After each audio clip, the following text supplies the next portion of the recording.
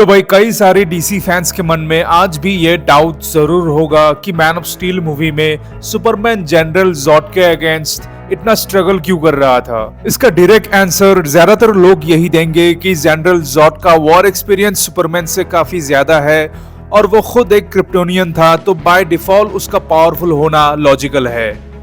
ये वाला रीजन एकदम सही है, लेकिन पूरी सच्चाई इससे थोड़ा डीप और डार्क है। जैक स्नाइडर का सुपरमैन भले ही कॉमिक्स से इंस्पायर्ड है, लेकिन इसमें कार्ल का साइकोलॉजिकल व्यू पॉइंट भी एक्सप्लोर किया गया है। यानी जिस तरह का माइंडसेट नॉर्मल इंसान का होता है, ठीक वैसे ही सुपरमैन को भी दिखाने की कोशिश की गई है।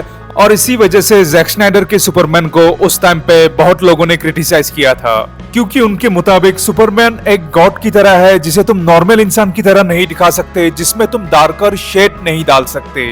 एक आइडियल सुपरमैन वही है जिससे कभी कोई मिस्टेक नहीं हो सकता और जो अपने इमोशंस को बहुत अच्छी तरीके से कंट्रोल करना जानता है। जैक स्नाइडर को ये बात बहुत अच्छी तरीके से मालूम है और इसीलिए उन्होंने मैन ऑफ स्टील मूवी में कार्ल का बचपन भी थोड़ा बहुत एक्सप्लोर किया गया है, ताकि ऑडियंस समझ सके कि क्यों ये वाला सुपरमैन थोड़ा सा अलग है। ये एक ऐसा बच्चा है जो अपने एबिलिटीज को लेकर हमेशा डरा हुआ रहता है, क्योंकि उसे लगता है कि वो दूसरों से बहुत अलग है।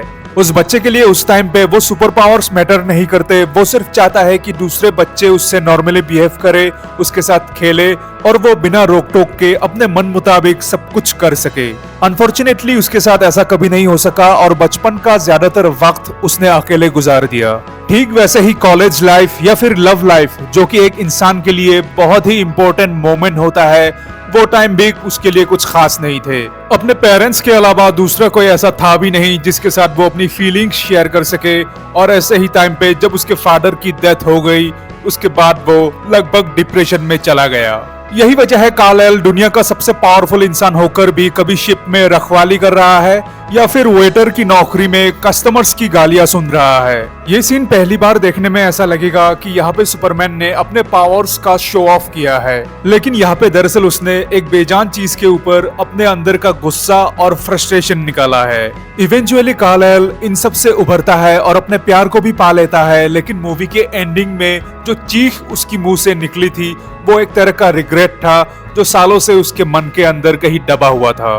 बेशक जनरल जॉड के इंटेंशंस गलत थे, लेकिन सुपरमैन के लिए वो एक फैमिली मेंबर की तरह था जिससे वो पहली बार मिला।